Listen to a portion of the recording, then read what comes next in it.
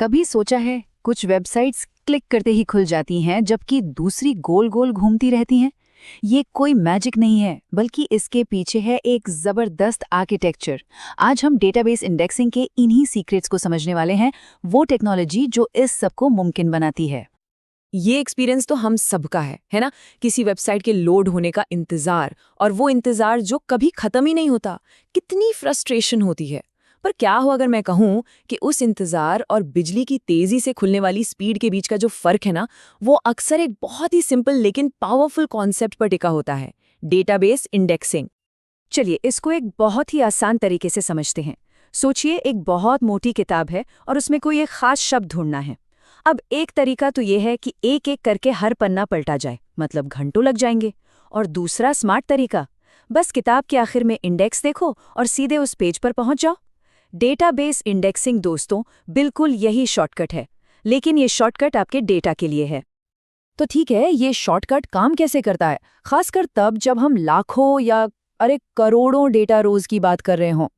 चलिए थोड़ा और अंदर चलते हैं और देखते हैं कि ये इंडेक्स असल में स्पीड बनाते कैसे हैं। बिना इंडेक्स के डेटाबेस को जो करना पड़ता है उसे कहते हैं फुल टेबल स्कैन। टेक्निकल भाषा में इसे O of n time complexity कहते हैं, जहां n का मतलब है टेबल में रोज की कुल संख्या। सीधा सा मतलब ये है कि अगर 10 लाख रोज हैं तो डेटाबेस को उन सभी 10 लाख रोज को एक एक करके चेक करना पड़ेगा। बिल्कुल भी एफिशिएंट नहीं है ना। तो ये दर्दनाक और धीमी प्रक्रिया दिखती कैसी है?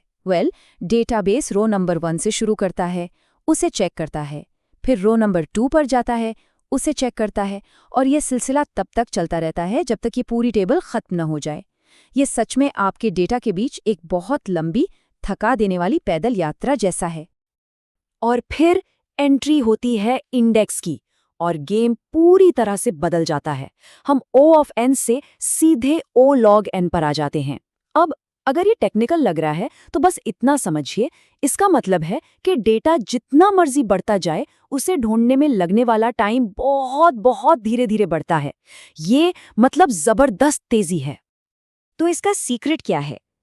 एक इंडेक्स असल में एक सॉर्टेड की हुई, यानी कि क्रम में लगी हुई एक डेटा स्ट्रक्चर है।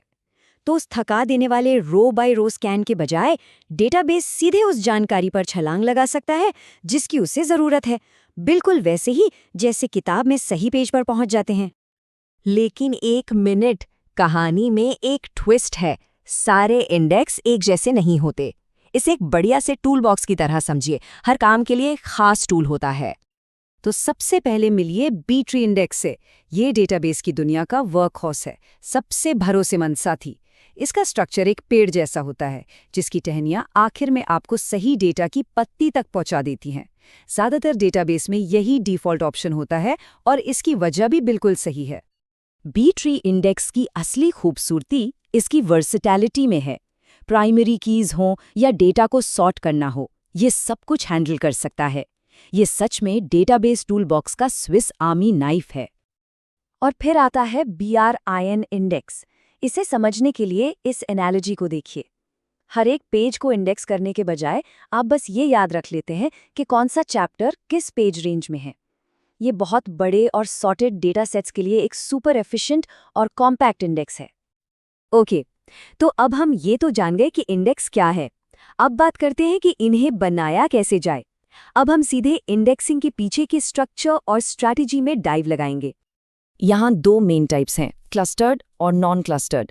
क्लस्टर्ड इंडेक्स को ऐसे सोचिए कि टेबल का डेटा ही फिजिकली सॉर्ट कर दिया गया है, बिल्कुल एक डिक्शनरी की तरह। और इसीलिए हर टेबल में सिर्फ एक ही क्लस्टर्ड इंडेक्स हो सकता है। दूसरी तरफ नॉन क्लस्टर्ड इंडेक्स एक किताब के इंडेक्स जैसा है, एक अलग स्ट्रक्चर जिसमें डेटा तक पहुंचने के लिए पॉइंटर्स होते हैं, और ऐसे कई इंडेक्स हो सकते हैं। तो अब आता है $1 मिलियन सवाल। जब एक से ज्यादा कॉलम्स पर इंडेक्स बनाया जाता है तो क्या उन कॉलम्स का ऑर्डर मैटर करता है? स्पॉइलर अलर्ट, हाँ बिल्कुल करता है। और ये इंडेक्सिंग में सीखने वाली सबसे जरूरी चीजों में से एक है।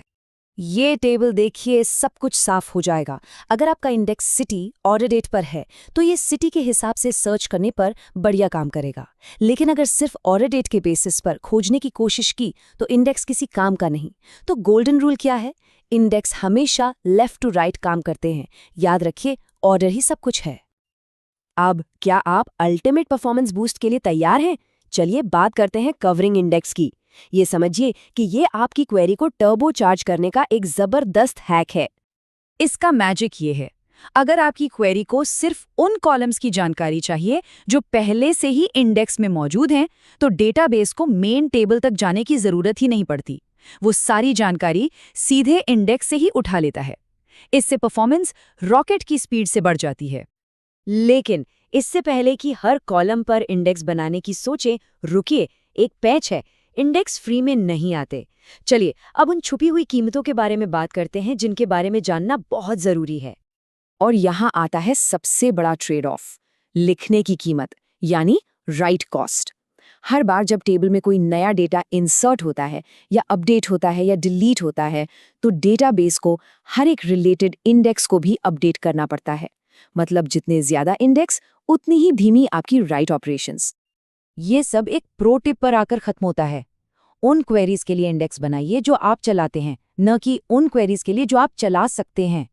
अपनी इंडेक्सिंग स्ट्रैटेजी में एक सर्जन की तरह बिल्कुल सटीक बने, हथौड़े की तरह नहीं।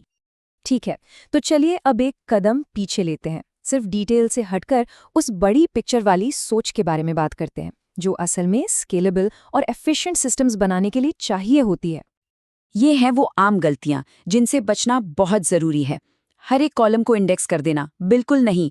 उन कॉलम्स पर इंडेक्स बनाना जिनकी सिलेक्टिविटी कम हो, जैसे जेंडर। कंपोजिट इंडेक्स में कॉलम्स का ऑर्डर गलत रखना, और हाँ, राइट्स और स्टोरेज की कीमत को भूल जाना। और आखिर में सब कुछ इस एक बात पर आकर टिकता है, एक अच्छा एसक्यूएल सही सवाल पूछता है और एक अच्छा इंडेक्स उन सवालों का जवाब तेजी से देता है। ये सही सवाल पूछने और उन्हें एफिशिएंटली जवाब देने की ताकत के बीच का एक खूबसूरत रिश्ता है।